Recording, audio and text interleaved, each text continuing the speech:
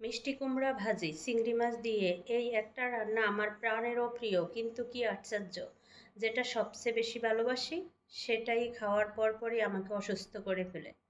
ডাক্তারও বলছে না খাওয়াই ভালো, কিন্তু মন কি আর ডাক্তার মানে? শরীর মানে না তো মনটা বারবার টানে, এই স্বাদটা হারিয়ে গেলে তো আমি অনেকটাই হারিয়ে ফেলি নিজেকেই।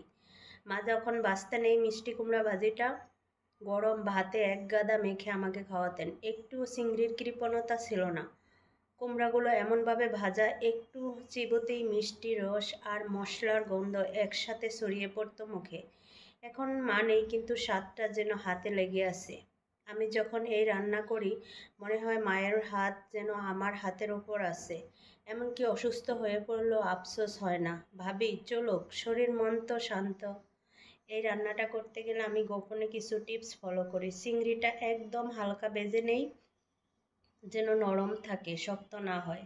কুমড়োটা যেন একেবারে গলে না যায়, একটু দাঁতেও লাগে। তবেই তো আসল মজা। রাঁধুনি গুঁড়া, 1 চিমটি চিনি আর কাঁচামরিচ, এই তিনটা যদি ঠিকমতো ব্যালেন্স হয় তাহলে বাজির গন্ধ পাশের বাসার মানুষও বলবে এই তো বাঙালি রান্না।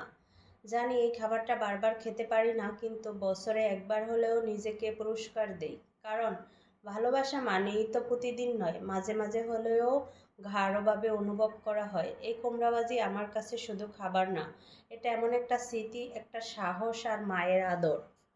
এই একটা ভাজি মিষ্টি কুমড়োর আর চিংড়ি দিয়ে আমার কাছে যেন 1 প্লেট গ্রাম। মাটির হাঁড়িতে রান্না করা, দুপুরে ধোয়া ওঠা গরম ভাত আর পাশে শাক পাতার ঘ্রাণ। এই ভাজি মানেই শুধু স্বাদ না, মানে ঘরে ফেরার তাগিদ।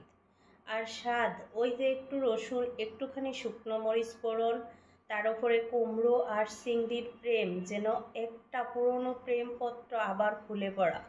অনেকেই বলে বাজি মানেই অস্বাস্থ্যকর, কিন্তু কুমড়োর এই নিরীহ সবজিটা রোজকার খাবারের চুপচাপ নায়ক। ভরপুর ফাইবার, চোখের জন্য ভালো, ডায়াবেটিসের জন্য উপকারী।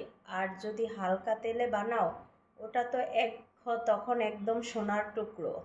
এই রান্না শেখার মানে নিজের শেকড়কে জানার একটা উপায়। আমি যতবার মিষ্টি কুমড়া ভাজি করি ততবার একটু করে গ্রাম, মা, শৈশব সব কিছু মিশে আসে। শেষে বলি ভাজিটা খেয়েও শরীরের জন্য নয়, মনের জন্য। এই কুমড়ার ভাজি আসলে একটা রান্না না, যেটা প্রতিবার খাওয়ার সময় নতুন করে মনে পড়ে যায় পুরোনো দিনের স্মৃতিগুলো। ভিডিওটি ভালো লাগলে লাইক কমেন্ট শেয়ার করে দিবেন। আল্লাহ হাফেজ।